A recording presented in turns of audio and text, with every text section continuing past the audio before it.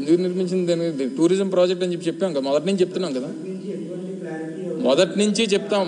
మొదటి నుంచి ఇప్పటికీ కూడా ఇప్పుడు మేము ప్రభుత్వంలో లేం కదా, వాళ్ళ దగ్గర రికార్డ్స్ అన్నీ వాళ్ళ దగ్గర ఉంటాయి. ఇప్పుడు ప్రభుత్వంలో విమర్శించింది వాళ్ళు. ఏమంటారు? ఎవరు చెప్పబెట్టుకున్నా ఉంది, అందుకు చెప్పి మేము అన్ని రిలీజ్ చేసాం కదా. ప్రారంభోత్సవం చేసినటువంటివన్నీ కూడా మేము అఫీషియల్గా మంత్రులు వచ్చి చెప్పాను కదా, నేను మీకు ఆ రోజు చెప్పాను కదా. మేము ప్రారంభోత్సవం చేయకముందు, మేము మా ప్రారంభోత్సవానికన్నా ఒక నెల 2 నెలలకు ముందే ఒక 3-man కమిటీ, సీనియర్ ఐఏఎస్ ఆఫీసర్స్తో ఒక కమిటీ వేసాం. సీనియర్ ఐఏఎస్ ఆఫీసర్స్తో కమిటీ వేసినప్పుడు వారు విశాఖపట్నం అంతా కూడా వారు పర్యటించి ముఖ్యమంత్రి గారికి ఒక ఆలోచన, విశాఖపట్నం నుంచి వారి పరిపాలన చేయాలనేటువంటి ఆలోచన చేస్తూ ఉన్నారు. ఈ క్రమంలో ఈ నిర్మాణాలు అయితే బాగుంటాయి అనేటువంటిది వారు వ్యక్తపరిచారు. సో సీఎం గారు రేపు ఫ్యూచర్లో అక్కడ ఉండాలనేటువంటి నిర్ణయం, ఒక కమిటీ నిర్ణయం తీసుకున్న తర్వాత దాన్ని ఏ రకంగా చేయాలనేటువంటిది ప్రభుత్వం తీసుకునేటువంటి దాంట్లో కొన్ని సెక్యూరిటీ రీజన్స్ వల్ల ఎలా చేయట్లేదు అనేటువంటి మాట ఆ రోజు నేను మంత్రిగా చెప్పాను. సరే, ఇప్పుడు వారు అధికారంలోకి వచ్చారు. వారు అధికారంలోకి వచ్చిన తర్వాత వారు నిర్ణయం, గతంలో ఏదైతే అమరావతి అని చెప్పి మొదటి నుంచి పట్టుకున్నారో దాని ప్రకారం వెళ్తూ ఉన్నారు. Well and good. ఇప్పుడు అది మొదటి నుంచి టూరిజం డిపార్ట్మెంట్ పేరిట ఉన్నటువంటి ప్రాజెక్టు.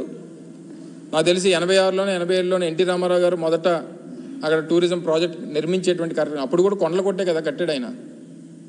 అప్పట్లో తెలుగుదేశం పార్టీ ఏదైనా కొత్త టెక్నాలజీ వాడి చెట్లు కొట్టకుండా ఏదైనా నిర్మాణాలు చేశాడేమో నాకు తెలియదు, కానీ అప్పుడు కూడా చెట్లు కొట్టే అక్కడ టూరిజం ప్రాజెక్ట్ పున్నమయ్య ఏదో ఉండేది అనుకోండి, హరిత టూరిస్ట్ ప్రాజెక్ట్ ఉండేది, టూరిజం ప్రాజెక్ట్. సో మేమేమంటామంటే, ఇప్పుడు మీరు ఒక నిర్ణయం తీసుకున్నారు, లేదా విశాఖపట్నానికి ఒక మంచి గవర్నమెంట్ గెస్ట్ హౌస్ ఏముంది చెప్పనండి. ఎవరు వచ్చినా సరే, ముఖ్యమంత్రి గారు వచ్చినా గతంలో, లేకపోతే చంద్రబాబు నాయుడు గారు అప్పుడు ముఖ్యమంత్రిగా వచ్చినా వెళ్ళి ఏ ప్రైవేట్ హోటల్స్లోనో లేకపోతే ఎక్కడో ఉండేటువంటి పరిస్థితులు ఉండేవి. సో ఏదున్నా సరే అది గవర్నమెంట్కి సంబంధించింది. ఇప్పటికీ కూడా టిల్ టు డేట్, నాకు తెలిసి టిల్ టు డేట్ వాళ్ళు ప్రభుత్వంలో ఉన్నారు. దాని మీద ఉన్నటువంటి అన్నీ కూడా టూరిజంకి సంబంధించినటువంటి డిపార్ట్మెంట్ పేరిటే ఉన్నాయి. ఏ రకంగా వినియోగించుకోవాలనేటువంటిది ప్రభుత్వం నిర్ణయం తీసుకోవాలి, ప్రభుత్వంలో ఉన్నటువంటి పెద్దల నిర్ణయం తీసుకోవాలి. సో దాని ప్రకారం తీసుకోమని చెప్పి మేము కోరుతా ఉన్నాం. దీన్ని ఎవరి మీద రుద్ది ఇది పలానా వాళ్ళది అని చెప్పానంటే అర్థం లేదు కదా.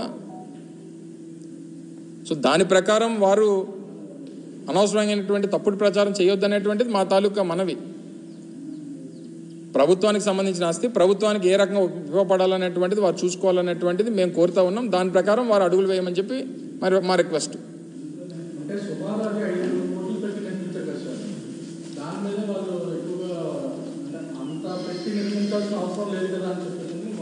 ఇప్పుడు ప్రాజెక్టులకి ఎంతెంత ఖర్చు అవుతాయమ్మా? ఒక ప్రాజెక్ట్కి ఒక రకమైనటువంటి ఎక్స్పెండిచర్ ఉంటుంది.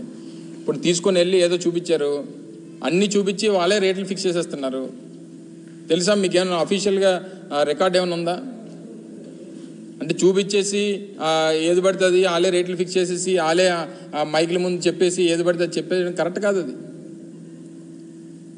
ఇప్పుడు ఏ నిర్మాణం చేపట్టినా, ఇప్పుడు చంద్రబాబు నాయుడు గారు 2014-19 మధ్యలో అమరావతి దాంట్లో తాత్కాలిక భవనాలు కట్టారు. ఎంత ఖర్చు అయింది అనుకున్నాం? స్క్వేర్ ఫుట్కు 10,000 రూపాయలు తాత్కాలిక భవనాలకి. దగ్గర 7,000 కోట్ల రూపాయలు కేవలం సచివాలయం, అక్కడ ఉన్నటువంటి మన హైకోర్టు, రెండోదేమో అసెంబ్లీ, ఆ సీడ్ యాక్సెస్కి 7,000 కోట్ల రూపాయలు ఖర్చు పెట్టారు. నేను అనేది ఏంటంటే, ఇవి పర్మనెంట్ బిల్డింగ్స్ కట్టామంటే ఒక 34 సంవత్సరాలు శాశ్వతంగా ఉండాల్సినటువంటి అవసరం ఉంది. ప్రజలకు సంబంధించినటువంటిది, ప్రభుత్వానికి సంబంధించినటువంటి ప్రాపర్టీ అది. అది ఎవరు వినియోగించుకోవాలనేటువంటిది ప్రభుత్వాలు నిర్ణయం తీసుకుంటాయి. సో ప్రభుత్వంలో వారు ఉన్నారు, ఏ రకంగా చేయాలనేటువంటి వారు నిర్ణయం తీసుకోవాలి. ఎవరు పట్టుకెళ్ళిపోయేది కాదు కదా. సో ఏదన్నా ప్రభుత్వానికి సంబంధించి ప్రభుత్వ ఆస్తిగానే ఉంటుంది నేను అనేది. సో దాన్ని ఏ రకంగా సద్వినియోగం చేసుకోవాలనేటువంటి వారు నిర్ణయం తీసుకోవాలి.